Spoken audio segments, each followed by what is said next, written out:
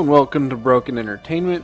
So I was gonna do this review today, and then I saw some information that there was a leak on the Flash movie, and the director referred to the characters in that as two idiots and a half-powered alien. And I thought about doing that, but I'd rather talk about this. It's a better story, it's way more interesting, and frankly, I think information coming out that the Flash might be a train wreck hitting a brick wall isn't terribly surprising to anyone. I'll just briefly say that if he did indeed say that Batman and the Flash are two idiots and Supergirl is a half-powered alien, the man should be allowed nowhere near a DC property. If you can't respect the characters, if you're not going to treat them with any dignity and respect, just walk away, man. You know, the DC universe is a train wreck, and I'm tired of it. I'm tired of the DCEU movies being treated like garbage, and the characters being treated like garbage.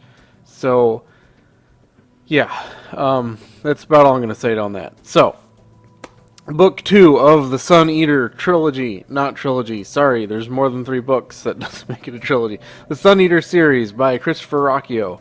The Howling Dark is absolutely incredible. Empire of Silence was very good, very compelling.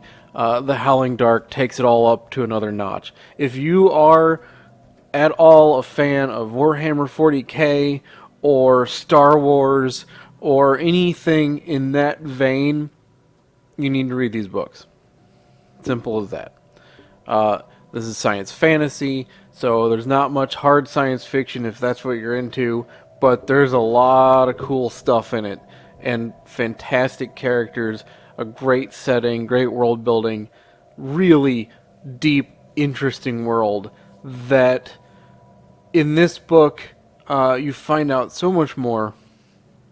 So it's kind of an interesting series because it's told from the first person perspective of the main character writing essentially their memoirs, and you already know from the beginning how the war these books talk about ends. So that's not the suspense. The suspense is how they get there. It's a journey before destination kind of story, and you learn so much through this book, and through the first book as well. But the first book is more of a political drama.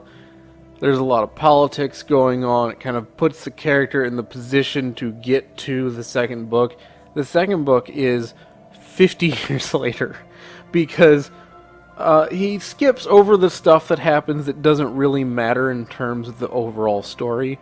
He'll reference it sometimes so you have an idea of what happened without going into detail.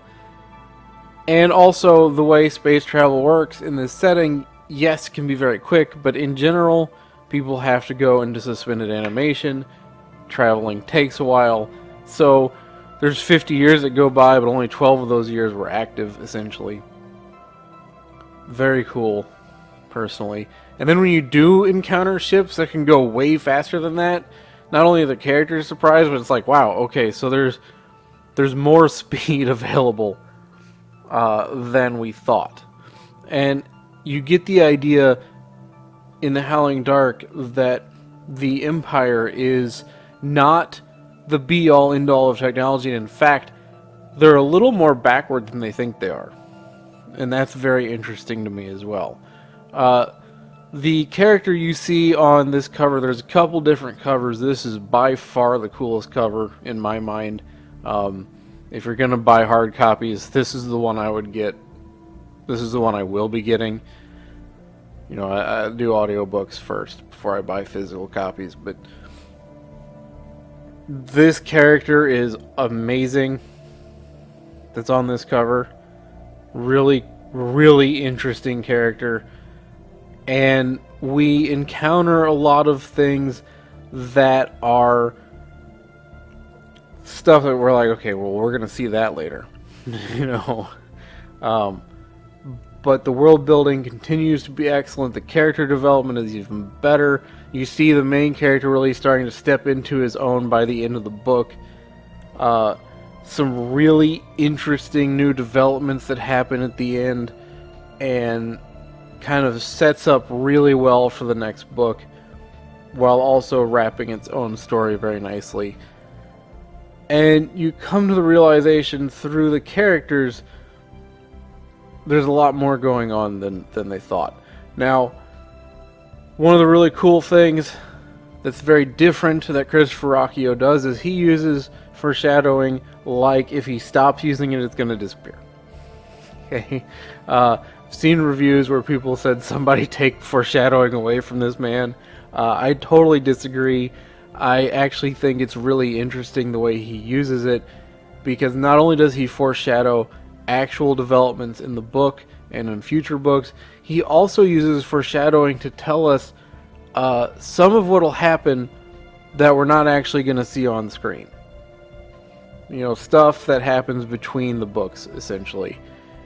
And he doesn't foreshadow in a way where you're like, you know what's going to happen. You just know something is going to happen in a specific way, you know, depending on what it's referencing. I can't go into a whole lot of detail without doing spoilers, but it's very unique. I haven't seen it done quite the way he does it, and quite as much as he does it. And I think it's very artfully done. It's used a lot, but it's used with precision when it is. So it's not just willy-nilly throwing stuff around. And as well as the normal tool that foreshadowing is, it's also a tool of like, hey, here's some stuff that's going to go down, and we're not really going to talk about it because it doesn't actually involve the main plot, but this way you kind of know developments that will happen. Because he doesn't want to leave you in the dark, not knowing, because there's time gaps between these books. There's 50 years between the first two. I'm sure there's more between the second and the third. So he gives you those tantalizing bits of, okay, here's some stuff that's going to happen. And we may not cover it, but this way you don't feel incomplete. Plus, it really feels like somebody writing memoirs. Okay? And the memoirs are from the perspective of the writer of the memoirs talking directly to the reader.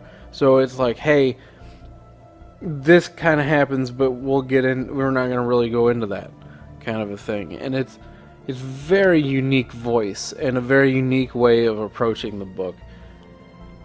You know, you got everything. You got crazy technology, you've got crazy starships, you've got awesome characters, great plot developments, you've got exploration of the technologies and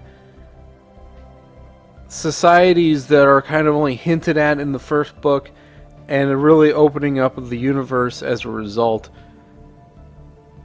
And you get a lot of suspense, you get a lot of fantasy elements that weren't necessarily in the first book.